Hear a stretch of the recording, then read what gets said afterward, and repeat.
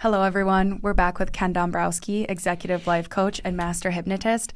And I want to talk about today what we could call, or what we do call in our office, the value of self-harm. I know it sounds a little bit crazy, but do you want to explain what that means?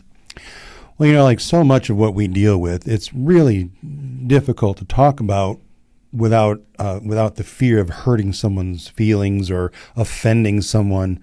But the reality is, it is what it is, and I hope this is taken by anyone who's watching this with the healing intention that it's presented with. But there is great value to self-harm. Someone who is feeling whatever negative feeling in their life, sad, stuck, unhappy for some reasons, depression, anxiety, they feel like they don't get enough attention, and I want to take a moment. Attention, you hear throughout your life, it sounds like this trivial, petty thing. Oh, well, she's just an attention getter. She's just trying to get attention. He's just trying to get attention. We want to think about the value, understand the value of attention. When you're an infant, when you're first born, first couple of years, you are reliant, your life, literal survival, is completely in the hands of the attention that you get from your parents. Them loving you, caring for you, nurturing you, feeding you, changing you, keeping you warm and all that kind of stuff. That attention is literally critical to your survival. So we take that with us for the rest of our life. That doesn't end at 3 years old or something, or doesn't end when you turn 18. We have that still stays within us. We all need attention. It's something you got to have. And then, of course, as we get older, it goes in different directions for people. So what do we hear a lot of? We hear a lot of teenage girls doing the cutting. And they'll just take a knife or a blade or something. They cut themselves on their arm in some small way, maybe a little bit of blood, but it's an attention getter. What does that do? That tells the parents that it's a signal to the parents that there's something wrong. Mm-hmm. And of course, what happens? Every parent freaks out. They lose their shit because their kid is intentionally harming themselves. Well, think about what that just did. Now that child has control over the parent. Oh, anytime things don't go my way, I'm just going to cut myself again. My parents have to stop everything they're doing and focus on me, give me their attention. Mind you, I think it's very important to note that this is all happening on a subconscious level. People are not actively sitting there thinking, let me cut myself for this reasoning. So I just think that's very important for us to point out, is we're not saying that this is with direct malicious intent. This is your subconscious giving you what you're looking for. That is an excellent distinction. It's not a diabolical scheme. It's a subconscious compulsion to get that attention. So another kid might get attention by just behaving badly. Another kid might get attention by, destroying things. Another kid might get attention, from any number of, negative means. But the negative attention is still attention. Mm-hmm. And that's what the real goal is. Even if they're getting in trouble, even though they're, getting all kinds of, consequences for it. Okay, your focus is on me. And that's the real goal. So you have someone who's going through this, and and that's exactly it. When you ask these teenagers, why do you cut? They don't really know. They just know on the surface. Their first response is, "Oh, well, it's really cool." No, it's not. You're an idiot. Stop saying that. It's got nothing to do with being cool. You're doing it for another reason. You make them kind of really focus on it deeper and deeper. It goes from really cool to I really don't know to, oh, well, yeah, I just don't feel like anybody listens to me.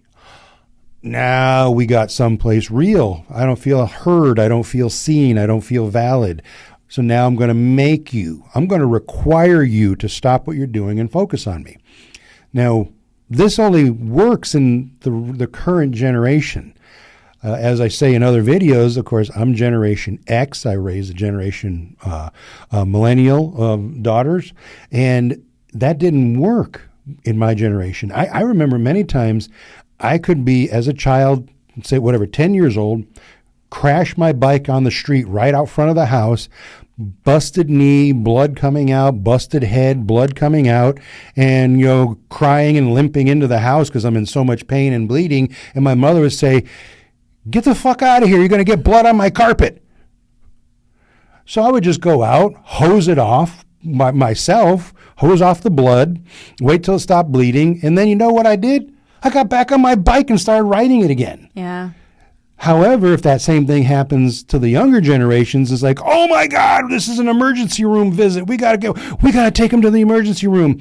Oh, that's a lot of attention to get for a negative reason. And of course, being injured is not negative, but it's still, that's giving attention. It's not a feel good. Yeah. So there's a reward there. So now subconscious compulsion to wreck your bike again so I can get more attention again, more attention. To where then it's self-harm. There's every time you get on your bike, you wreck.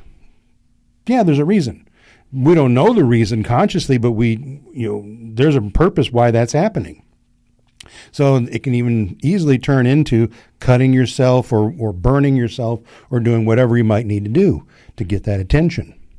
Yeah, I mean, that makes sense. And I feel like that's even reflected actually decently well in, cinema, films of different sorts. Like there's always like the problem child or the whatever. And when you get down to the situation where they finally express their feelings, it is because they're like, this is at least me getting attention.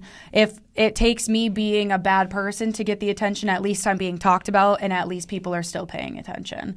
That's really at the end of the day what anyone's looking for. And unfortunately, some people are taught that the negative route suits them a lot better than trying to be, positive, because everyone knows that the problem child gets a little bit more attention because they physically need it. Mm-hmm. So. Yeah.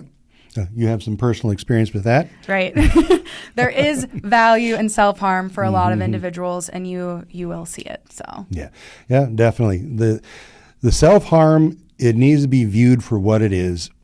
It's a cry for help, but it does not necessarily mean that this person, your child, is going to, they're not, these things are hard to say, hard to hear. Doesn't mean that they're suicidal. Doesn't mean that they could be. Of course, that's always a small possibility.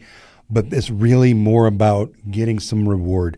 It's like anybody, when you're an adult, self-harm. What is self-harm? How about drinking too much alcohol is self-harm? And you're going to get people saying, hey, buddy, I think you're drinking too much. They might say, oh, no, I'm not.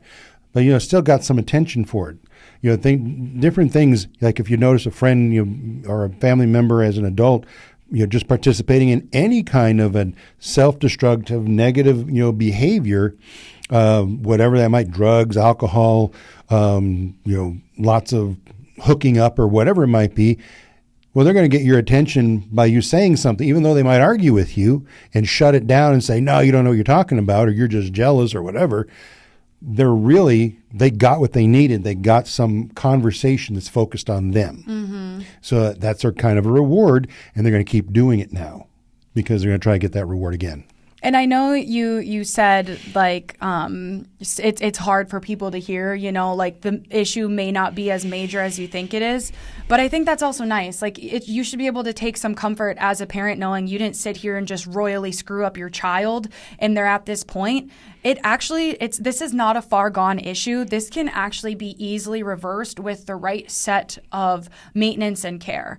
So I think there should be something a little bit comforting in the fact that your child is not just deep down this mentally screwed, emotionally screwed rabbit hole. This is just a response that they felt suited them subconsciously. Exactly. Perfect. Yeah. Well, there you go. Self-harm, there's a reward to it.